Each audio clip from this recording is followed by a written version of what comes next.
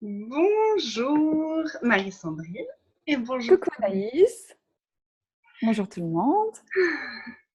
Merci Marie-Sandrine de me rejoindre pour cette première conversation. Avec grand plaisir. Mhm. Donc l'idée ici, c'est de me retrouver avec plusieurs facilitateurs différents pour avoir une conversation autour de aucune compétition, qui est une des clés de ce livre extraordinaire que sont les 10 clés vers la liberté totale. Et aucune compétition, on pourrait penser que c'est que dans le business, mais c'est vraiment dans la vie de tous les jours et dans tous les domaines de notre vie, et en particulier avec nous-mêmes. Et j'avais à cœur de discuter de ça avec plusieurs personnes pour vraiment commencer à ouvrir un espace différent au travers de ces conversations. Donc, quelle contribution est-ce qu'on peut être ici? Donc, Marie-Sandrine,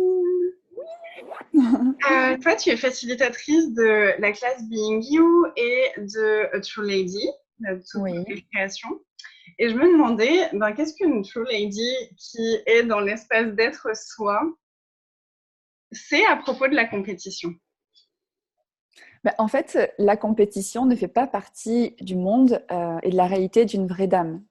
Et quand on est vraiment soi, vraiment on sort de cette boîte, de cette réalité où en fait on est dans cette comparaison, on est dans la peur d'être moins, on est dans la volonté d'être plus, de pas faire mal, de faire mieux, toujours dans cette polarité en fait qui nous amène à quoi? Au jugement.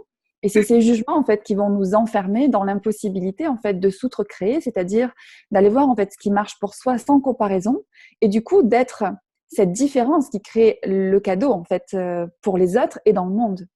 Donc quand tu es dans cet espace d'être toi déjà, en fait tu te questionnes qu'est-ce qui marche pour toi. Et du coup cet espace de compétition il est moins parce que tu ne vas plus te mais tu vas vraiment poser des questions par rapport à ton espace. Et par rapport à ça, la discussion qu'on a eue juste avant, c'était dans quelle mesure, quand tu es toi aussi, et que quelquefois tu fais abstraction de tout ce qui se passe autour, comment tu peux percevoir ce qui t'arrive. Et c'est là où ça se complique. Oui. Et je me suis dit pendant qu'on en parlait que ça pourrait être en fait une conversation qui pourrait peut-être contribuer à plein d'autres personnes, parce que je suis sûre qu'on est les seuls à avoir vécu ce genre de situation. Bien sûr. Donc je vais peut-être repartager ce truc-là, parce que du coup, récemment, j'ai contacté Marie-Sandrine pour contribuer à la classe True Lady qui vient d'être créée. Et quand on a commencé à lancer ça et que j'ai vraiment rejoint l'équipe, il y a eu un truc dans mon univers de mais attends, elle est CF aussi, elle facilite fondation aussi, elle facilite même parler aux entités aussi, comme moi. Et là, je fais sa promotion. Donc, est-ce que d'une certaine façon, est-ce que je suis en train de la placer au-dessus de moi ou de donner l'impression qu'elle est au-dessus de moi? Et j'étais super contente de moi parce qu'avant, j'aurais pu vraiment m'accrocher à ce truc-là et le rendre significatif, le rendre réel et me raconter tout un tas d'histoires autour de ça. Et là, j'ai vraiment, pour moi, l'image, c'est un peu comme si j'ai vu passer ce truc-là, comme une énergie, une perception, et je l'ai laissé partir et je fais, ah ok, il y a ça, cool. Parce que j'avais tellement conscience, au-delà de cette perception, de la contribution qu'était cette classe, que c'était en fait, c'est au-delà de moi, là, c'est au-delà de moi et de ma petite personne, c'est la contribution de ça et c'est plus grand. C'est plus grand et c'est ce que je demande en fait. Je demande plus grand pour moi et pour le monde. Et du coup, ces petites histoires de compétition, ça n'a pas sa place là-dedans. Oui, et puis c'est pas réel. C'est Ouais. totalement pas réel. C'est-à-dire que, en fait, on peut contribuer pour d'autres personnes. On peut, comment dire, être dans le fait de voir euh, les compétences, les différences, les capacités d'autres personnes sans forcément avoir à se dévaloriser. C'est ce qu'on fait en fait dans la compétition. Dès qu'on voit quelque chose de super chez les autres, on est en train de se dire waouh, j'ai pas ça. Plutôt de se dire waouh, cette personne, c'est ce qu'elle est, c'est ce qu'elle a. Et moi, en fait, quelle est ma différence? Qu'est-ce que je contribue, moi, à ma façon, dans ma façon d'être, dans ma façon de choisir, de créer? Parce que s'il y avait qu'une seule invitation, en fait, tout le monde ne s'y retrouverait pas.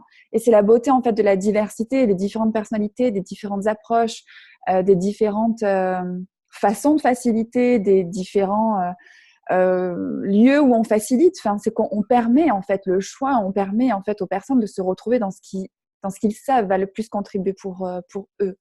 Donc, cet espace-là où en fait on se dit, j'ai déjà travaillé, comme je te disais, pour être facilitatrice aussi, pour promouvoir des classes voilà, qui avaient du sens pour moi, que je facilitais ou pas d'ailleurs, c'est juste dire, en fait, je perçois que ça peut être une contribution.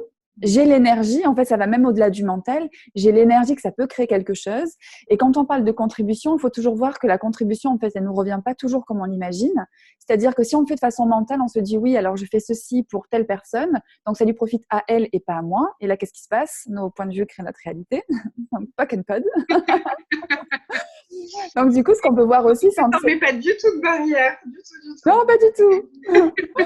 Donc, à la place, ce qu'on peut faire, c'est vraiment se dire, OK, en fait, j'ai l'énergie, je mets mon énergie, je mets ma contribution, en fait, dans la conscience avec cette personne. Et c'est comment, en fait, la conscience va te contribuer, va me contribuer et va contribuer aux personnes qui sont au-delà de cette compétition, parce qu'on est dans cet espace de recevoir et souvent, en fait, de façon dont on n'a pas imaginé. Donc, ça ne va pas être, comment dire, au niveau des personnes qui vont aller peut-être à une classe, mais à une autre. Mais qu'est-ce qui va se présenter d'autre par rapport à l'énergie qu'on a choisi d'être au-delà de la compétition, qui nous permet en fait de nous outrecréer.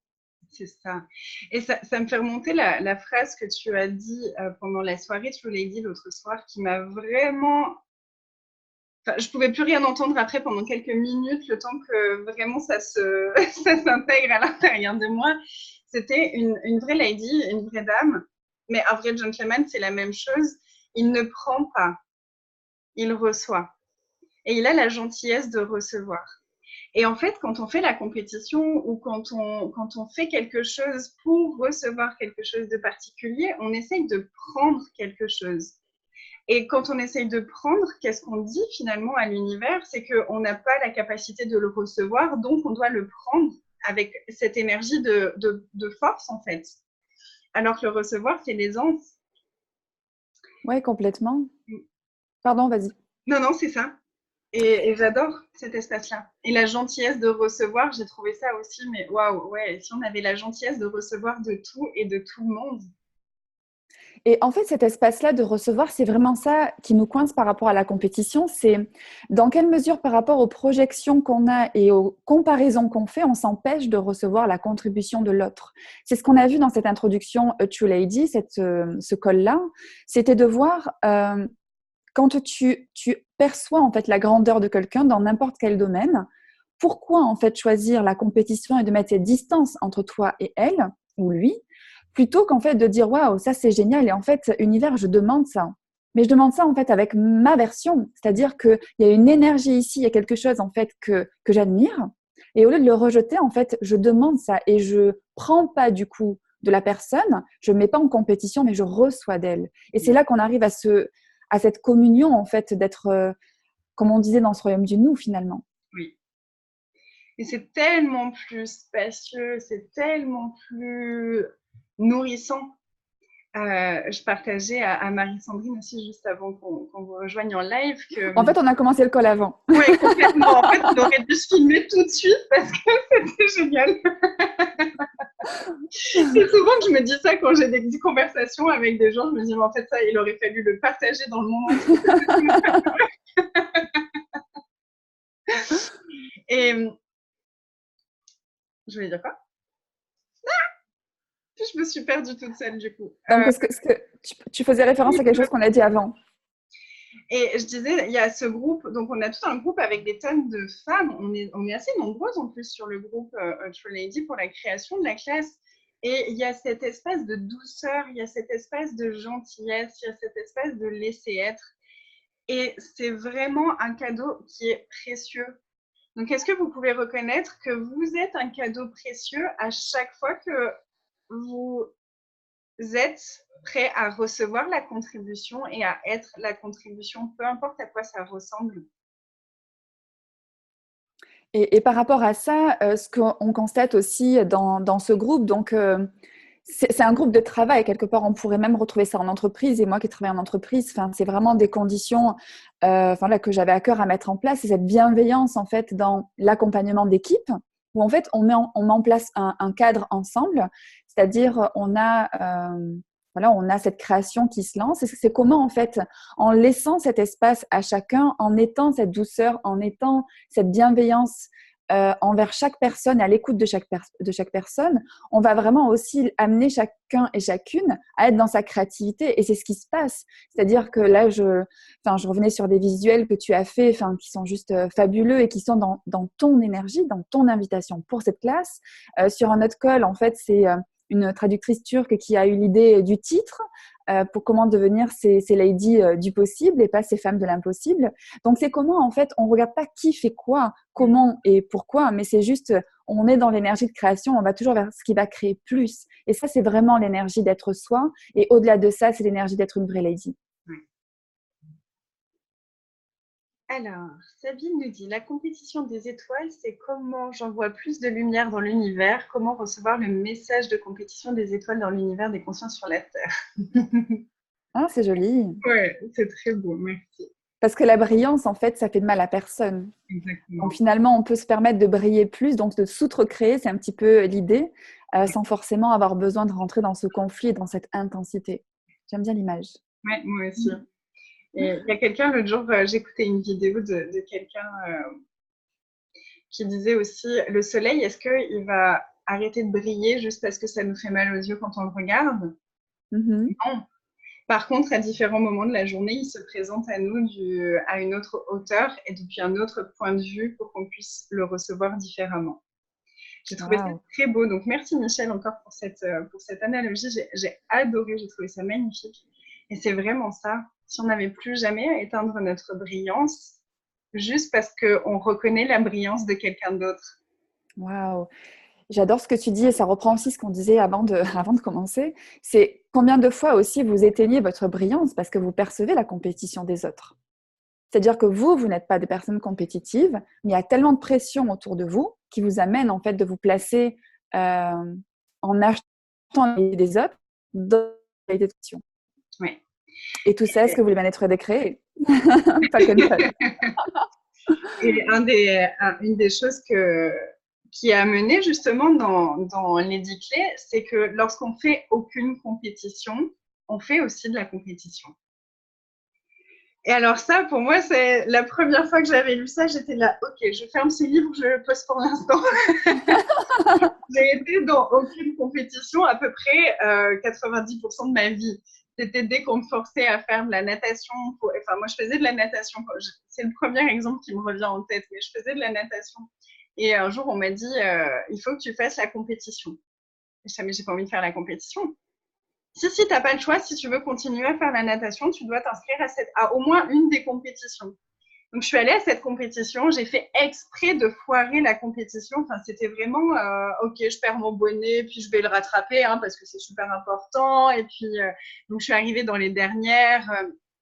Et c'était vraiment, mais je veux arriver dans les dernières. Je veux plus jamais qu'on me demande de venir faire une compétition. Mais en fait, en faisant ça, j'étais aussi dans la compétition. Et de prendre conscience de ça, c'était, oh mince. Oups. Ah, ça a coupé la vidéo en direct. Moi, je veux que ça enregistre toujours, donc je ne sais pas Oui. si… Sur Facebook, ça a coupé, je ne sais pas ce qui s'est passé. Ah, d'accord. Nous revoilà. Les aléas du direct. Le retour. Aucune compétition, le retour. Ah, c'est pas mal.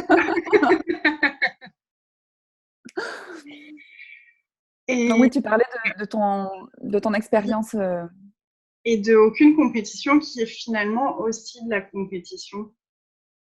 Et aussi, il y a ce passage où il parle de combien de fois, en fait, on s'est retrouvé dans une situation de compétition et on a perçu à quel point pour l'autre, c'était important de gagner. Et on s'est dit, OK, pour moi, c'est pas si important que ça. Et donc, on s'est placé dans aucune compétition et dans vas-y, en fait, gagne. Pour moi, c'est OK. Ouais. Et il nous invite à retrouver la joie de jouer, en fait. Et on joue pas pour perdre, on joue pour donner le meilleur de soi. Et en même temps, à être prêt à laisser l'autre passer devant si on sait que ça va créer plus, que ça va contribuer plus parce que nous, finalement, on s'en fout. Ouais. Il y a plein de petites nuances, je trouve, par rapport à ça. Et ce truc-là m'a beaucoup parlé. Je me suis dit, ah ouais, combien de fois on a perçu aussi que pour les autres, c'était hyper important d'être mis en avant, mais finalement, parce qu'ils n'ont pas cette conscience de la contribution qu'ils sont. Et combien de fois est-ce que nous, on a diminué du coup l'intensité de la lumière qu'on est pour leur offrir cet espace de mais si, t'es une contribution, voyons. Et c'est à se poser la question. C'est à se poser la question si est-ce que ça va vraiment contribuer, en fait, à être dans cet espace. Est-ce que c'est vraiment de la gentillesse ou est-ce que c'est une espèce de supériorité presque? Ça pourrait être de la supériorité, oui, dans l'espace où finalement on se dit supérieur et on laisse gagner les autres, ce côté-là. Et ça peut, et ça peut être aussi, l'espace où en fait on ne choisit, comment dire, on n'est pas dans le choix, dans le vrai choix. On ne choisit pas ce qui va être, ce qui doit être en fait et ce qui est, mais en fait on est dans le non-choix. C'est presque le non-choix d'être. Oui. On choisit de ne pas être pour laisser être les autres. Et ça, c'est un mensonge. Donc, combien de mensonges, en fait, est-ce qu'on a acheté que pour que les autres puissent exister, en fait, on doit s'effacer. Et tout ça, est-ce qu'on veut bien être décret? Right and wrong, good and bad, POC and POD online, shorts, boys and beyonds. Totalement. Et en fait, en plus, c'est quoi le message finalement inconscient qu'on envoie à l'autre si on fait ça? C'est qu'il n'a pas la capacité de briller plus et de reconnaître sa valeur, donc on est obligé d'éteindre notre lumière pour le laisser briller. Je suis pas sûre finalement qu'on arrive au résultat qu'on espérait créer. C'est pas très léger tout ça. Non, donc vraiment, quoi d'autre est possible en fait. Et si on pouvait toujours choisir notre grandeur, choisir notre brillance, en étant OK, si toi tu veux te sentir inférieur, c'est ton choix, c'est pas mon problème. Et en étant cet espace-là, on peut être cette invitation à, bah en fait, si tu veux choisir ta brillance, tu peux quoi. Regarde, moi je l'ai choisie. Ouais, c'est ça. C'est vraiment cet espace d'être soi, de plus se trouver les raisons et les justifications à pas être tout de nous, et finalement tout choisir sans point de vue sur ce que les autres vont penser ou ce que ça va créer chez les autres, mais en fait inclure tout le monde dans vos choix. C'est vraiment, je choisis ça parce que ça marche pour moi, en fait je le fais pour moi et j'inclus tout le monde, en fait je me sépare de personne. Et si les personnes choisissent la séparation, c'est leur choix finalement. Sabine pose la question en général, comment la compétition peut être juste l'opportunité d'offrir encore plus le trésor différent et unique que nous sommes? En fait, tu n'as pas besoin d'utiliser la compétition. La compétition, si tu l'utilises ainsi pour en fait te motiver, en fait, tu vas toujours être freiné par ce que tu compares aux autres et tu vas toujours te couper de toi ce que tu peux contribuer de plus. Donc en fait, tu peux juste en fait percevoir ce qui est disponible, ce que tu sais possible et t'autoriser à le créer et sortir en fait de l'espace de compétition. En fait, on a souvent ce côté-là, je capte l'énergie que dit Sabine, c'est qu'on a besoin d'être challengé pour en fait s'outre-créer. Mais ça, c'est un mensonge. Donc, partout où vous cherchez en fait la difficulté, le conflit pour vous outre-créer, je vais y arriver, plutôt que de choisir simplement la grandeur de vos choix, de ce que vous savez disponible, est-ce que vous voulez bien être décret? Yes. Right and wrong, good and bad, POC and POD online, shorts, boys and beyonds. C'est un peu le mensonge de cette réalité. Oui, totalement. Et si finalement la demande, c'était juste comment est-ce que je suis encore plus grand aujourd'hui que ce que je l'étais hier? Comment est-ce que je suis encore plus grand que ce que j'ai créé hier? Et si c'était juste ça, cette demande, et est-ce que ça, c'est pas déjà super challenging et super excitant? Moi, oui. Hein. Ouais, ça me fait penser un peu comme quand on a besoin de quelqu'un pour, genre, aller à une salle de sport, où on a toujours besoin en fait de s'accompagner de l'extérieur pour finalement passer le pas. Et en fait, c'est là où on se coupe de soi et on commence en fait à aller dans les schémas et les réalités des autres ou les choix des autres, où on fait en fait un petit un petit mix de ce qu'on voudrait faire, mais avec les autres, comment on peut le faire. Non, c'est moi, qu'est-ce que je choisis? Moi, qu'est-ce que j'ai envie de créer? Et arrêter de chercher, en fait, qui a fait ça, enfin, qui a fait un petit peu la même chose que ce que j'ai fait pour me valider que c'est bien, c'est pas trop différent, etc. Et où, en fait, vous attendez que les autres le fassent à votre place, finalement, plutôt que simplement être l'inspiration et les idées que vous êtes. Donc finalement, à quel point est-ce que la compétition nous coupe d'être les leaders et les inspirateurs qu'on peut vraiment être et qu'on peut vraiment recevoir, que les autres sont. Et c'est ça, moi, que j'adore quand je suis dans l'espace de contribution, c'est que je te regarde toi et tu es une invitation à quelque chose. Je regarde quelqu'un d'autre et c'est une invitation à autre chose.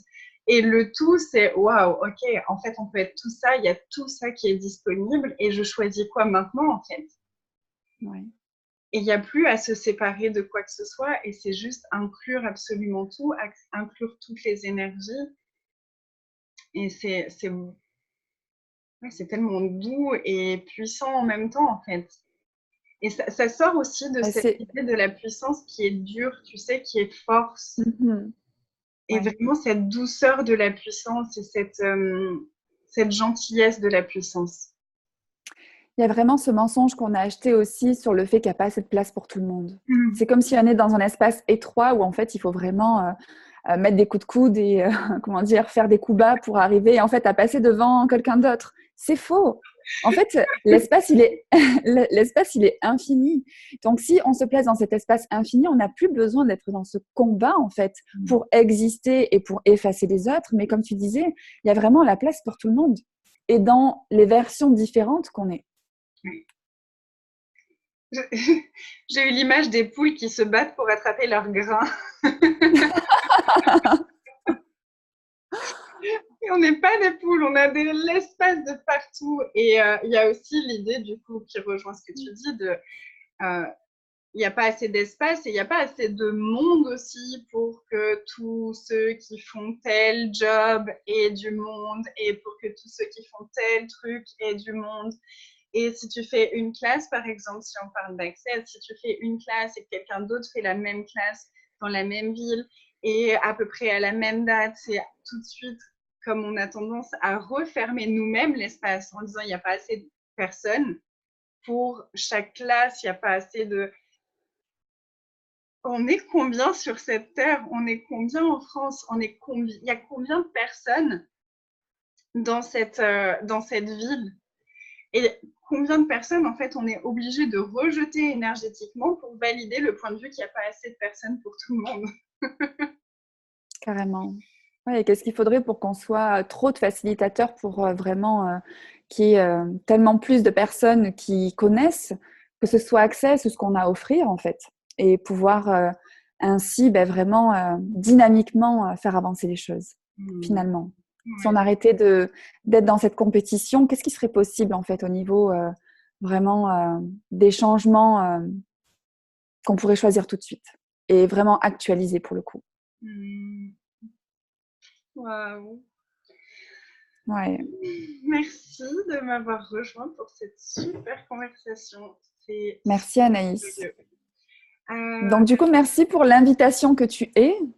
Merci pour ça, merci pour ces échanges et ça fait remonter des choses. Enfin, comme je te disais avant le call, du coup, ce truc compétition, c'était un peu dans ma tête et en fait, ce que je te partageais aussi, c'est que je constatais que des fois, voilà, cet espace où on pense être dans la compétition, mais en fait, c'est juste qu'en fait, dans notre monde, c'est juste comme ça.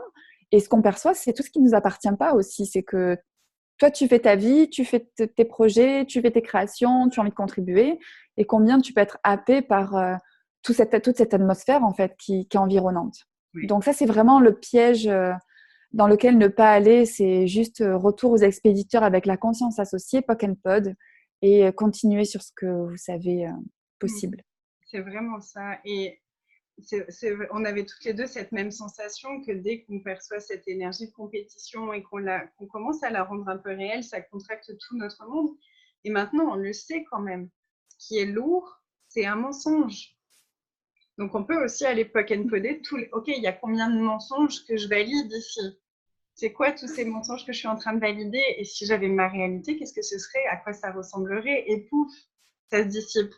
Et on a un peu tendance à se dire, si c'est lourd, c'est que c'est réel. Si c'est dense, tu sais, ça se sent dans mon corps, donc c'est réel. Et c'est vraiment le contraire.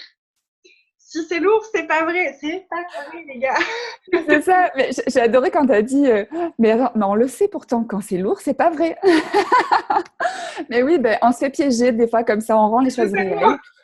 Et du coup, voilà, heureusement que ces outils existent pour, même si c'est pas dans la minute, dans la seconde, mais dans l'heure ou dans la journée, voilà, arriver à faire bouger les choses et sortir de ces situations où on se sent coincé. Non, je me suis pas du tout retrouvée dans ce que tu as dit, c'est pour ça que je ris. Et moi, la première, hein, le nombre de fois où, tu sais, je suis avec un truc qui est super lourd et je me dis, OK, il faut que je poke and pot ça, et blabla, et blabla. Et au bout d'un quart d'heure où il n'y a rien qui change, tu sais, tu te regardes toi-même et tu fais, Anaïs, si c'est lourd, c'est quoi? C'est ça? Ah oui, OK, donc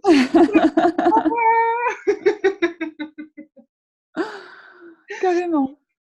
Selena nous partage que Simone Milassas parle de faire la gym de la conscience. Ah, j'adore ça. Que les gens peuvent choisir où ils vont. Et Sabine nous remercie. Merci Sabine. Merci à toi Sabine. Et, merci pour cette énergie Marie-Sandrine. Merci beaucoup Anaïs. Merci beaucoup. Et on se donne rendez-vous en ce qui nous concerne ce week-end. Oui. Pour cette classe True Lady, donc en direct du château et Being You dimanche. Pour les personnes qui voudraient encore nous rejoindre, voilà, c'est possible de nous rejoindre. Et quoi d'autre est possible dans ces espaces différents qui sont en train de s'ouvrir au-delà de la compétition, au-delà être soi et être la grandeur qu'on est. Merci pour cette invitation. Ouais. Et puis pour nous, amis Facebook, on se retrouve à 12h45 pour une conversation aussi sur la compétition avec Jennifer S.